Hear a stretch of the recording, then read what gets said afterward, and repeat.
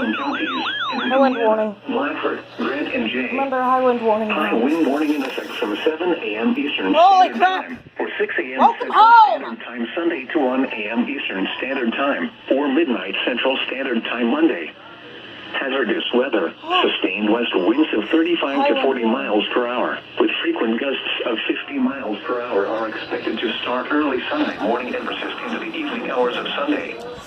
Periods of sustained winds to 45 miles. Probably the first ever high wind warning miles per hour are also expected, especially during the day Sunday. The following impacts are expected. Downed limbs and small trees could block roads and lead to power outages, as well as cause minor structural damage.